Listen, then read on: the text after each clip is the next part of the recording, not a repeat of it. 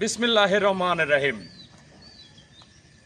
আজ দুঃখ ভারাক্রান্ত মন নিয়ে আমি পাবনা সদর হিমায়তপুর ইউনিয়ন পরিষদ সীমানায় দাঁড়িয়ে এই হিমায়তপুর ইউনিয়নের প্রায় ৪৫,০০০ ভোটার এবং ১.৫ লক্ষ মানুষের অধিকার আদায়ের লক্ষ্যে দু একটি কথা বাংলাদেশ সরকারের স্থানীয় মন্ত্রণালয়, উপজেলা এবং পাবনা জেলা প্রশাসক মহোদয়ের দৃষ্টি আকর্ষণ করছি।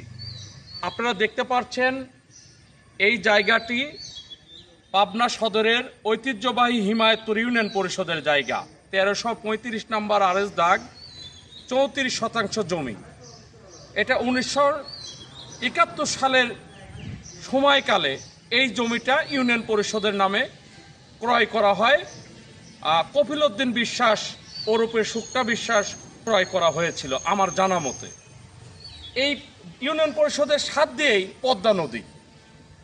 তো এই জায়গাটি কিন্তু হিমায়তপুর ইউনিয়নের সকল মানুষের জনগণের স্বার্থ। এখানে আপনারা দেখতে পাচ্ছেন আমিনুল ইসলাম বাদশা নামে একজন ভাষা সৈনিক, যিনি দেশের গর্ব, দেশের রত্ন, দেশের ইতিহাস, দেশের তারা গৌরব। তার নামে প্রথমত একটা বিল্ডিং আমিনুল ইসলাম বাদশা গ্রন্থাগার নামে একটা বিল্ডিং হয়ে গেল। পরবর্তীতে দেখতে পাচ্ছি পুরা বিল্ডিংটাই এবং পুরা এরিয়াটাই তার নামে এখানে লেখা হয়ে গেল।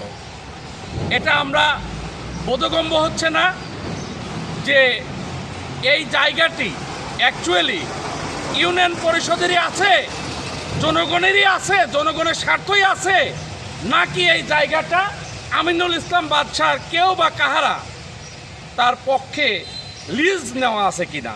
যদি লিজ নেওয়া থাকে বা এই জমি যদি অন্য লোকের নামে চলে যায়, আমরা তীব্র নিন্দা জানাচ্ছি।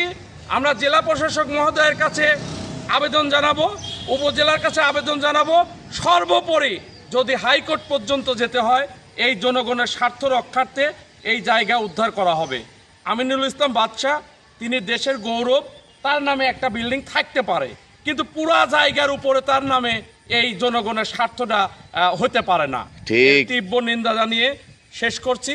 আসসালামু আলাইকুম ওয়া রাহমাতুল্লাহ।